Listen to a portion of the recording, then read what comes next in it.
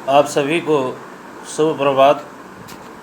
मैं आपको अभी जो है ब्रिटिश काल में जो हमारी शिक्षा व्यवस्था थी उसके बारे में बताऊंगा। सबसे पहले आपको पता होना चाहिए कि वैदिक शिक्षा, बुद्धकालीन शिक्षा और मुस्लिम कालीन शिक्षा के बाद हमारे भारत में ब्रिटिश शिक्षा का बहुत बड़ा विस्तार हुआ। अंग्रेज़ भारत में एक यूरोपीय जनजाति के लोग थे और भारत में आकर इन्होंने साम्राज्य विस्तार किया। सबसे पहले हमें इनकी सोच पता होनी चाहिए कि इनकी सोच क्या थी।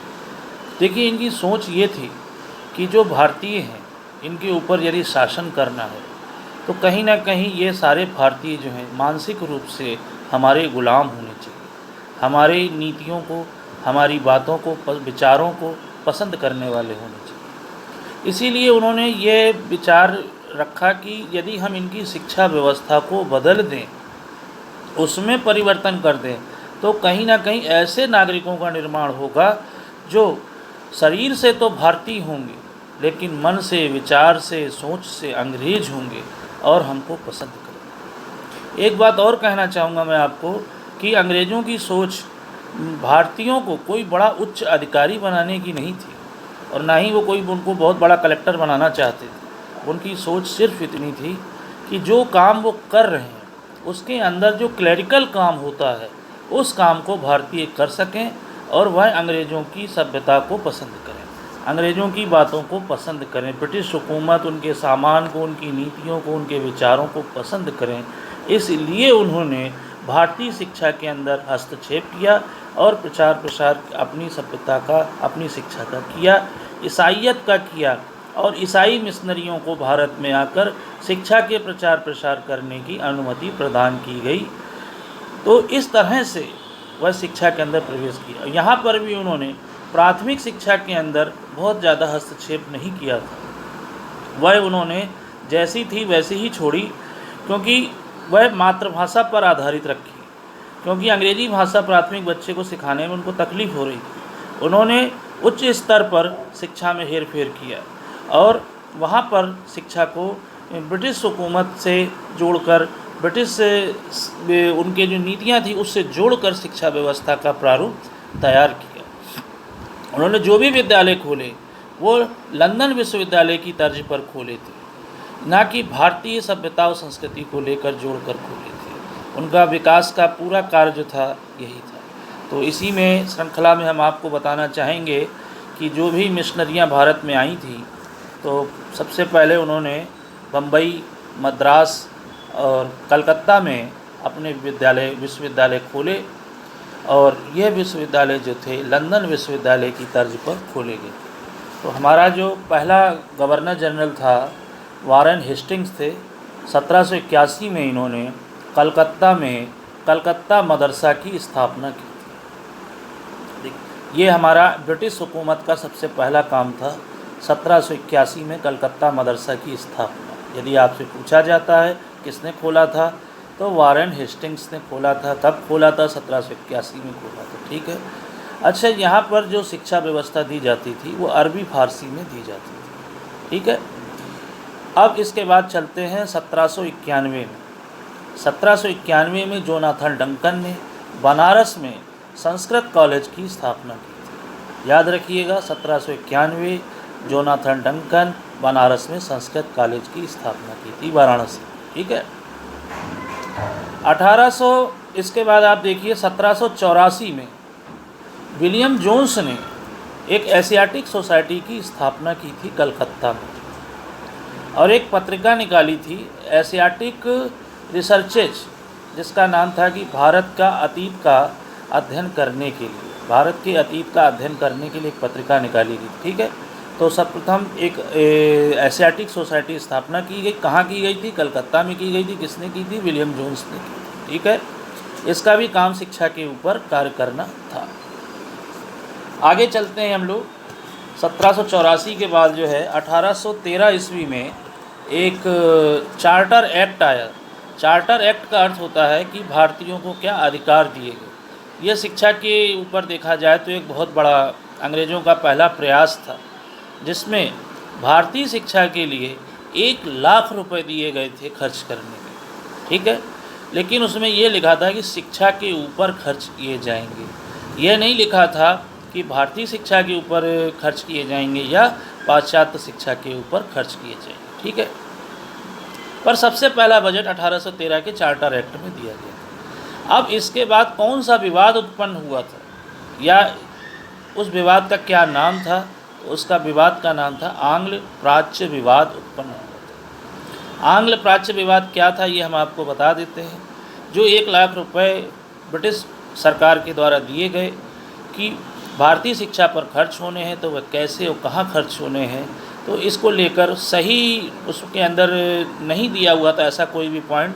तो भारत के अंदर इसको मानने वाले लोग जो अलग अलग विषय से संबंधित थे वह उत्पन्न हुए, जिसमें मैकाले जो था आंग्ल शिक्षा के पक्ष में था। देखिए, ये आंग्ल प्राच्य विवाद जो था, ये आंग्ल का अर्थ अंग्रेजी और प्राच्य का मतलब भारतीय, यह भारतीय शिक्षा से संबंधित नहीं था। ये था कि अंग्रेजी शिक्षा को किस माध्यम से दिया जाए। ये ध्यान रखिएगा, अंग्रेजी शिक्षा को ब्रिटिश हुकूमत की जो एजुकेशन थी उसको किस माध्यम से दिया जाए, इसके ऊपर विवाद था। तो आंग्ल विवाद का मतलब ये था कि जो ब्रिटिश हुकूमत है वह अपना ज्ञान जो है अंग्रेजी भाषा के माध्यम से दे, और प्राच्य विवाद का मतलब था कि वह ब्रिटिश हुकूमत के जो ज्ञान है, नॉलेज है उनकी, उसको भारतीय भाषाओं के माध्यम से जैसे अरबी या फारसी के माध्यम से दिया जाए। ये विवाद था। ये विवाद नहीं था कि भारतीय भाषाओं या भारतीय सभ्यता या संस्कृति का विकास किया जाए, क्योंकि अंग्रेज कभी भी भारतीय सभ्यता संस्कृति का विकास करना नहीं चाहते थे। इसी में मैं आपको बता रहा हूँ कि सर्वप्रथम 1556 में पुर्तगालियों ने एक प्रिंटिंग प्रेस की स्थापना की थी। इसके बाद ही पुस्तकों की जो निर्माण था वह संभव हो पाया था, और पुस्तकों की भारी मात्रा में छपाई हुई थी, जो शिक्षा में एक बहुत बड़ा योगदान था। इसको आप याद रखिएगा, ठीक है।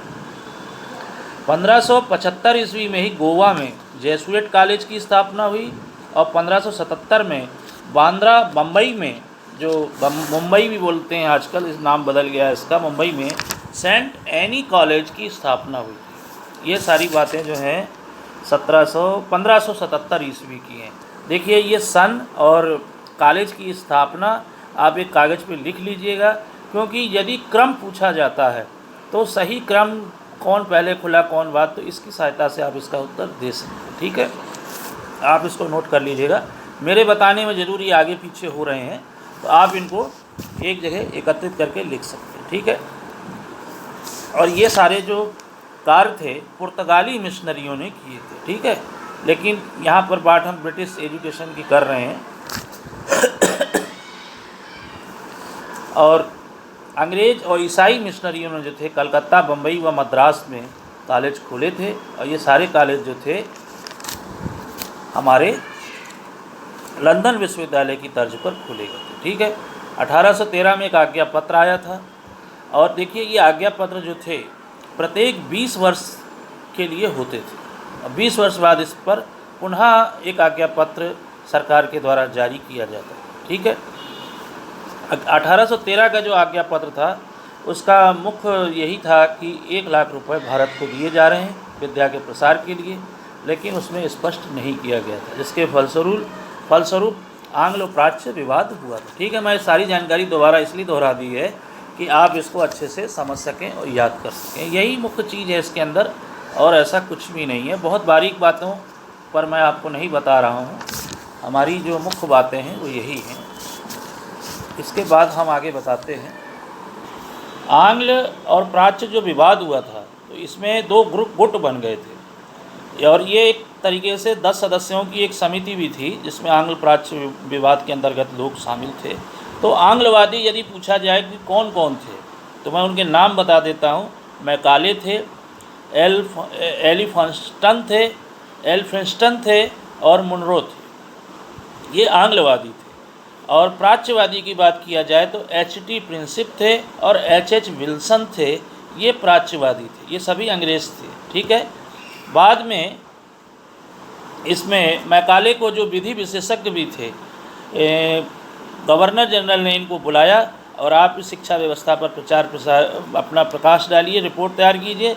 तो मैकाले एक ऐसा व्यक्ति था जिसने ये कहा था कि संपूर्ण भारत के पुस्तकालयों को देखा जाए तो यूरोप की एक पुस्तकालय की रैक के बराबर भी मूल्य नहीं रखते हैं। यह उसका दृष्टिकोण था और उसने भारतीय शिक्षा को इस प्रकार से अरबी फ़ारसी जो हमारी जो संस्कृत से संबंधित शिक्षा थी उसको नकार दिया था। तो इस पर आप ध्यान रखिए। अगर ये पूछा जाए कि ये कथन किसने दिया था, किसने कहा था, तो मैकाले ने कहा था। आधुनिक या अंग्रेजी शिक्षा के जन्मदाता किसको कहा जाता है? तो देखिए, ये जन्मदाता का नाम है चार्ल्स ग्रांट। इन्होंने क्या किया था, ग्रेट ब्रिटेन की एशियाटिक प्रजा की सामाजिक स्थिति, ये हिंदी नाम है, अंग्रेजी में इस पर एक पुस्तक लिखी थी। ठीक है, पुस्तक का नाम है ग्रेट ब्रिटेन की एशियाटिक प्रजा की सामाजिक स्थिति, जिसमें इन्होंने भारतीय समाज की स्थिति के बारे में बताया था जो ब्रिटिश हुकूमत के अंतर्गत है और वह किस प्रकार से शिक्षा प्राप्त कर सकती है। ये सारी बातें, एक ब्रिटिश सरकार का पहला सर्वे था ये भारतीय जनता के ऊपर। तो ये आप ध्यान रखिएगा कि आधुनिक या अंग्रेजी शिक्षा के जन्मदाता चार्ल्स ग्रांट को कहा जाता था।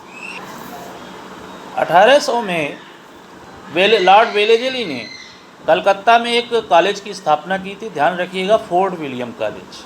ठीक है, फोर्ट विलियम कॉलेज 1800 में वेलेजली के द्वारा खोला गया था, लेकिन ये 1802 में बंद हो गया था और 1806 में इसको भारत से ले जाकर इंग्लैंड के हेलबरी नामक स्थान में खोला गया था। तो ये अपने फोर्ट विलियम कॉलेज का इतिहास है, इसको ध्यान रखिएगा। 1813 ईस्वी में ईसाई धर्म प्रचार करने के लिए भारत में ईस्ट इंडिया कंपनी जो था, ब्रिटिश सरकार ने ईसाई मिशनरियों को भारत में आने की अनुमति प्रदान कर दी थी।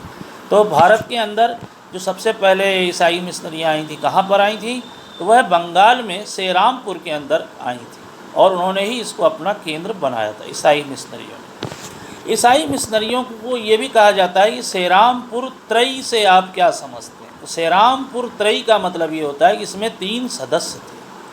अब वह 3 सदस्य कौन थे, मैं आपको बता दे रहा हूँ। एक थे मार्शमैन, दूसरे थे कैरे और तीसरे थे वार्ड। अगर पूछा जाता है सेरामपुर त्रयी में 3 सदस्य कौन कौन थे, तो मार्शमैन, कैरे और वार्ड थे। इन्होंने ईसाई शिक्षा की शुरुआत की थी। यहाँ से सेरामपुर त्रयी या सेरामपुर शिक्षा मिशनरियों का काम यहाँ पर प्रारंभ हुआ था। ठीक है, 1817 में कलकत्ता में ही एक हिंदू कॉलेज की स्थापना की गई। देखिए, सिर्फ नाम है हिंदू कॉलेज, हिंदू या हिंदू धर्म से संबंधित कॉलेज नहीं था। यहाँ पर ब्रिटिश हुकूमत की ही शिक्षा दी जाती थी। ये पाश्चात्य शिक्षा पर आधारित था और इसको राजा राम मोहन राय और इनके सहयोगी या जिनके सहयोग से इन्होंने खोला था, उनका नाम था डेविड हेयर। ये याद रखिएगा आप लोग, सहायता से खोला गया था, जिसके अंतर्गत ब्रिटिश हुकूमत की जो शिक्षा थी उसको हिंदुओं को देने का प्रचार प्रसार करने का प्रयास किया गया था। चूँकि राजा राम मोहन राय एक बहुत बड़े समाज सुधारक थे, लेकिन कहीं ना कहीं वे ब्रिटिश शिक्षा से प्रभावित हो रहे थे और उन्होंने सोचा कि भारतीयों को इसका ज्ञान प्रदान करने के लिए एक कॉलेज की स्थापना होनी चाहिए। तो उन्होंने डेविड हेयर की सहायता से इसको खोला था। ठीक है, हमारे गवर्नर जनरल ऑकलैंड ने एक अधोमुखी निस्यंदन का सिद्धांत दिया था। निस्यंदन का सिद्धांत या छन्ना का सिद्धांत, इस प्रकार से इसका जिक्र किया जाता है। अगर ऐसा कोई सिद्धांत आपसे पूछा जाता है तो इसके क्या थ्योरी थी, मैं आपको बता देता हूँ। इनकी सोच ये थी कि यदि हम उच्च वर्ग को शिक्षित करेंगे तो निम्न वर्ग तक शिक्षा छन छन कर या जन सामान्य तक शिक्षा छन छन कर पहुँच जाएगी और वह लोग भी शिक्षित हो जाएंगे। तो यह निस्यंदन का सिद्धांत था। इस पर बहुत सारे प्रश्न आते हैं, आप इसको याद रखिए। 1835 में विलियम बेंटिक ने कलकत्ता में एक मेडिकल कॉलेज की स्थापना की थी, जो भारत का पहला मेडिकल कॉलेज था। और 1847 में जेम्स टॉमसन के द्वारा भारत का पहला इंजीनियरिंग कॉलेज रुड़की में स्थापित किया गया था। याद रखिएगा आप लोग, 1847 James Thomson, Roorkee engineering college. 1849 में बेथून महोदय ने कलकत्ता में भारतीय महिलाओं या बालिकाओं के लिए एक पाठशाला या विद्यालय की स्थापना की थी। ठीक है, और मेडिकल कॉलेज की तरह 1854 में डलहौजी ने बम्बई में एक ग्रांट मेडिकल कॉलेज की स्थापना की थी। यहाँ पर ग्रांट शब्द मेडिकल कॉलेज के आगे लग गया है, जिसको इनका पहला जो सोच थी वो यही थी कि किस तरह से हम स्वस्थ रह सकें। तो इन्होंने एक मेडिकल की शिक्षा देना यहाँ से प्रारंभ किया था। मैंने आपको अभी तक 1813 का आज्ञा पत्र बता दिया। इसके बाद जो इसका आंग्ल प्राच्य विवाद हुआ था वो बता दिया। ब्रिटिश हुकूमत ने किस प्रकार मिशनरियों के द्वारा, इसमें जो मिशनरी में भी एक हमारे पास आए थे सेंट फ्रांसिस, इन्होंने भारत के अंदर जो था अंग्रेज़ी शिक्षा का बहुत प्रसार किया था। और सेंट फ्रांसिस का नाम काफ़ी उल्लेखनीय है, आप लोग ध्यान रखिएगा। मिशनरियों से संबंधित थे, ईसाई मिशनरी, ठीक है। और किस तरह से हमारे यहाँ पहले विद्यालय खुले, मेडिकल कॉलेज खुला, इंजीनियरिंग कॉलेज खुला और अन्य कॉलेज खुले, उन सब का विवरण मैंने आपको दे दिया है। अब हम आगे चलते हैं कि हमारी शिक्षा व्यवस्था किस प्रकार आगे बढ़ी। तो 1813 का आज्ञा पत्र आया, उसके बाद पाश्चात्य विवाद हुआ। आप क्रम याद रखिएगा। विवाद के बाद दो गुट बने, आंग्ल गुट बना और प्राच्य गुट बना। इसके बाद मैकाले जो वायसराय के सलाह सूचक थे, उन्होंने इनकी अनुमति से दो सिद्धांत निकाले, जिसका मैकाले का विवरण पत्र दिया और निस्यंदन सिद्धांत के बारे में अपनी जानकारी दी गई। मैकाले द्वारा प्रस्ताव जो था बेंटिंग को प्रस्ताव दिया गया था, लॉर्ड बेंटिंग को, और भारतीय शिक्षा को अंग्रेजी परस्त बनाने का प्रयास यहीं से प्रारंभ होता है। तो ये एक संक्षिप्त रूपरेखा है, तो आप इसको ध्यान से समझ लीजिए किस प्रकार से हमारा क्रम चला और कौन सा सिद्धांत किसके द्वारा दिया गया था, ठीक है। देखिए, विलियम एडम्स ने भी अपनी एक रिपोर्ट 1835 में प्रस्तुत की थी। ये भारत के governor general Lord William Bentinck के द्वारा प्रस्तुत की गई थी, ठीक है। एडम्स जो 27 वर्षों तक भारत में रहा था, इसने पत्रकारिता और शैक्षणिक सर्वे के माध्यम से भारत की सेवा की थी। इसने लगातार 3 प्रतिवेदन 1835, 1836 और 1838 में लॉर्ड ऑकलैंड के समक्ष प्रस्तुत किए थे, ठीक है। तो एडम की रिपोर्ट कब कब आई थी? 1835, 1836 और 1838 किसके समक्ष आई थी? ऑकलैंड के समक्ष आई थी, लॉर्ड ऑकलैंड के सामने दी गई थी। एडम के द्वारा जो मुख्य बातें बताई गई थी वो हम आपको बता दे रहे हैं, जो उन्होंने प्रस्तुत करी थी, क्योंकि 1813 में दिया गया था सिद्धांत मैकाले के द्वारा। 1813 के आज्ञा पत्र के ऊपर अपनी बातें कही गई थी। उसका 20 साल तक जो प्रभाव पड़ा था उसको जानने के लिए ये एडम ने अपनी रिपोर्ट प्रस्तुत की, और उन्होंने इसमें कहा था, मुख्य बात जो उनकी ये थी कि निस्यंदन जो सिद्धांत है ये जन शिक्षा का विरोधी है, इससे जन शिक्षा जो है नहीं हो पाती, ठीक है। भारत में चल रही जो देसी पाठशालाएं हैं, मकतब हैं, मदरसे हैं, राष्ट्रीय शिक्षा के प्रमुख केंद्र हैं, इनको खोलने की व्यवस्था की जाए। इसके बाद शिक्षा के ऊपर जिला शिक्षा अधिकारी नियुक्त किया जाए, जिले में एक शिक्षा अधिकारी नियुक्त किया जाए। यह बात एडम ने अपनी रिपोर्ट में प्रस्तुत की थी, ठीक है। यदि इससे संबंधित प्रश्न आता है तो आप यहाँ पर टिक लगाएं। और भारत सरकार से आर्थिक सहायता की अपेक्षा की थी देसी स्कूलों के लिए। प्राच्य भाषाओं में पाठ्य पुस्तकों का निर्माण किया जाए, अंग्रेजी शिक्षा के लिए पुस्तकों का निर्माण किया जाए, और छात्रों की परीक्षा का भी समुचित प्रबंध किया जाए, ऐसा एडम रिपोर्ट में कहा गया था। तो ये मुख्य बातें हैं।